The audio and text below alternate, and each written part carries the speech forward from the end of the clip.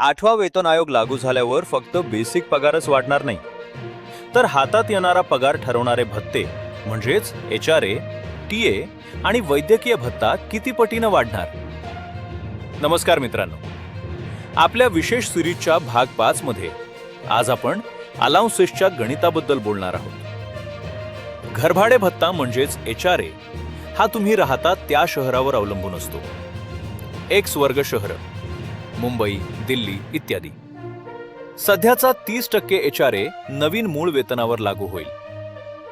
Y वर्ग शहर, पुणे, नागपूर इत्यादी 20% HRA.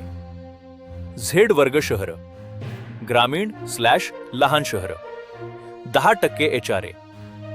महत्वाची गोष्ट म्हणजे नवीन बेसिक पे वाढल्यामुळे HRA ची थेट रक्कम दुप्पट किंवा तिप्पट होणार आहे. दुसरा महत्वाचा भत्ता म्हणजे प्रवास भत्ता, ट्रान्सपोर्ट अलाउन्स TA. नवीन वेतन आयोगात TA च्या मूळ दरांमध्ये वाढ केली जाईल आणि त्यावर दर 6 महिन्यांनी मिळणारा DA सुद्धा लागू होईल. तसेच महागाईचा विचार करता वैद्यकीय भत्ता, मेडिकल अलाउन्स आणि मुलांच्या शिक्षणासाठी मिळणारा भत्ता CEA, चिल्ड्रन एज्युकेशन अलाउन्स यामध्ये थेट 50% ते 100% वाढ अपेक्षित आहे.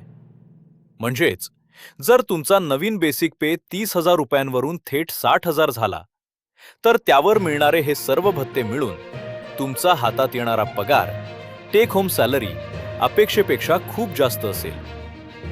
मग तुमच्या लेवलनुसार पे मॅट्रिक्स लेवल 1 ते 18 पगार कसा पाहायचा हे जाणून घेण्यासाठी भाग 6 नक्की पहा. ही माहिती सर्व सरकारी कर्मचाऱ्यांपर्यंत पोहोचवण्यासाठी व्हॉट्सॲपवर शेअर करा आणि चॅनलला सबस्क्राईब करा. धन्यवाद.